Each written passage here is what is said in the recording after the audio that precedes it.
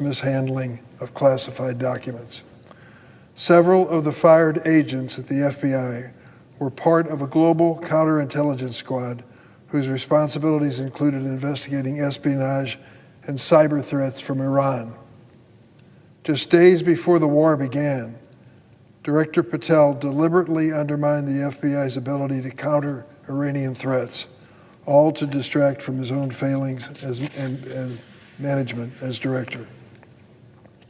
An article recently published in The Atlantic revealed that Director Patel's behavior has been even more erratic and irresponsible than previously reported. Current and former FBI officials are worried that Director Patel has become a national security risk due to his chronic absenteeism and personal lifestyle. Those at FBI headquarters and field offices often find the director absent at critical moments, delaying time-sensitive decisions in important investigations that require his approval. These accusations would be concerning for any government official, but for one of the people principally responsible for keeping America safe, they are downright disqualifying. Director Patel should be replaced immediately. Just days before the fires of war ignited, the head of the FBI personally gouged out the watchful eyes of America's defense system against foreign intelligence. Let that really sink in. Today, we aren't dissecting some petty partisan squabble. We are witnessing a deliberate, inside-out sabotage meant to tear apart the most powerful investigative agency on the planet. Senator Dick Durbin just took the Senate floor and delivered the most ruthless, receipts-filled indictment aimed straight at an FBI director in modern American history. If you thought turning the Department of Justice into a political shield was a disaster, wait until you find out what happens when the very agency tasked with hunting spies is neutralized by its own commander, just to cover up his private scandals. Brace yourself and watch this entire 20-minute deep dive. Because the rap sheet of Director Kash Patel doesn't stop at political purges to protect Donald Trump.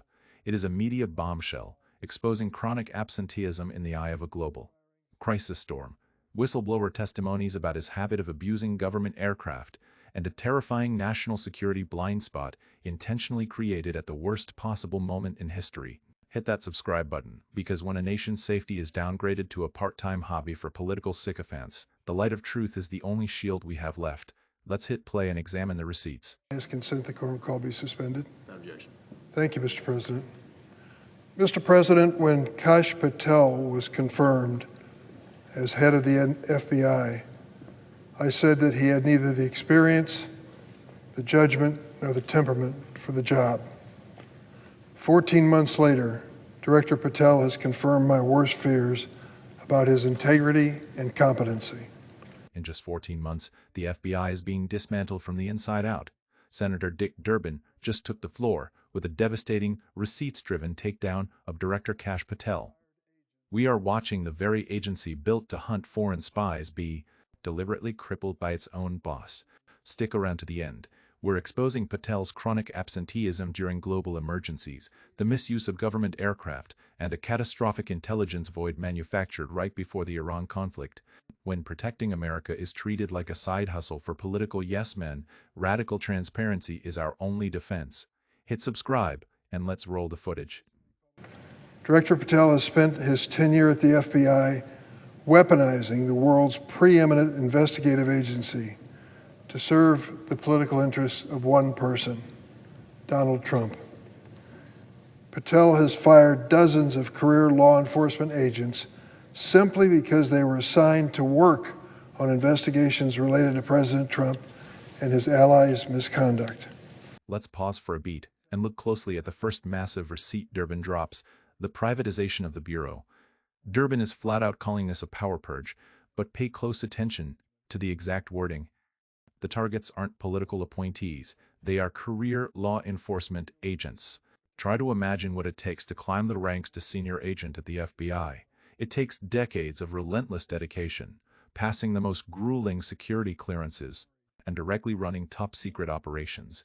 Yet, according to Durbin's record, Patel is tossing them out in droves. Why?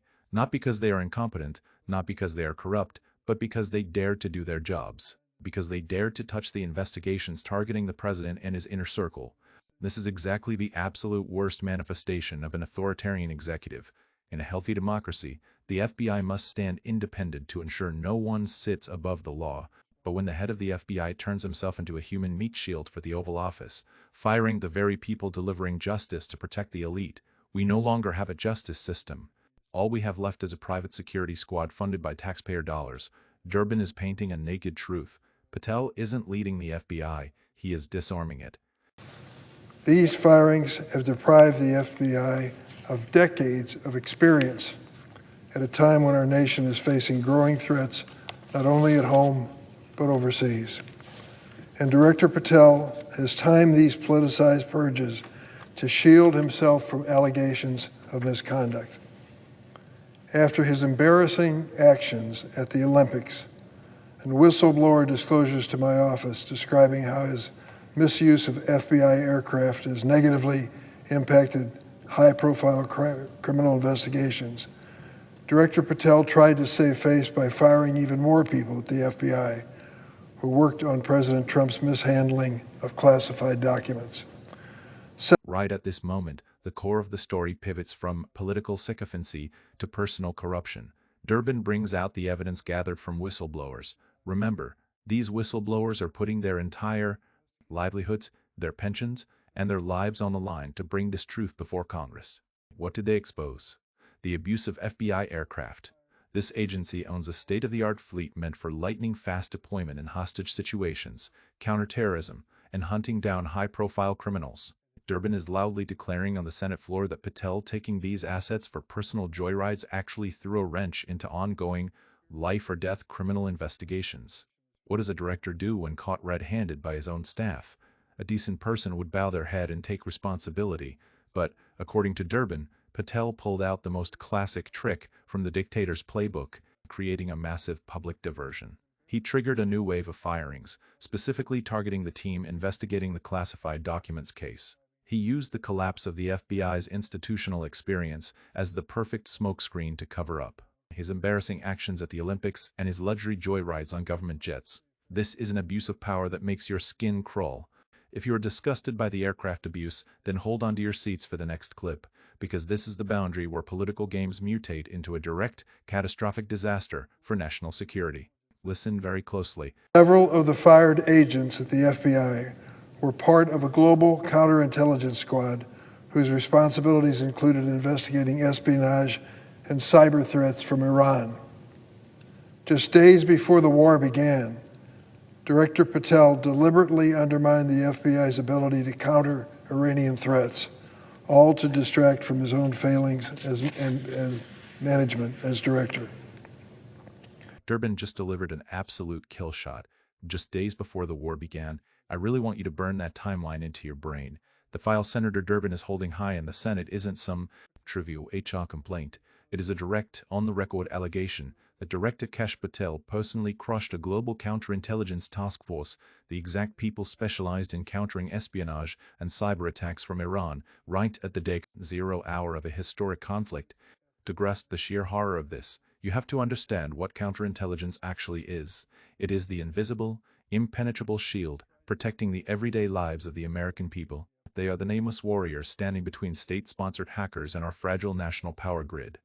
They are the ones working day and night to secure top-secret military communications, stop our financial systems from catastrophic ransomware, and shield our overseas intelligence networks from the claws of foreign spies. You absolutely cannot mold a top-tier counterintelligence agent overnight. That process demands a grueling, endlessly long pipeline of training. It takes decades of deep cover, mastering the most complex languages, cultivating high-risk underground assets, and reading the mind of a cunning enemy like Iran. When you strip the badges from these agents, you aren't just clearing off a few desks, you are instantly wiping out an entire century of irreplaceable collective intelligence experience. And yet Patel fired them, not because they were weak, corrupt, or undisciplined. According to Durbin, he fired them just to manufacture a chaotic media circus, all to draw the public's attention away from his own embarrassing personal failures and the chain of scandals closing in on him. When a hostile foreign power is aggressively ramping up cyber attacks, and your own FBI director intentionally cripples the nation's critical defense systems just to save his own seat, that crosses a red line. That is no longer simply poor management or a leadership mistake. That is a blatant betrayal of public trust and a horrifying dereliction of duty that throws the lives of millions into the line of fire. An article recently published in The Atlantic revealed that Director Patel's behavior has been even more erratic and irresponsible than previously reported. Current and former FBI officials are worried that Director Patel has become a national security risk due to his chronic absenteeism and personal lifestyle. Those at FBI headquarters and field offices often find the director absent at critical moments. Chronic absenteeism.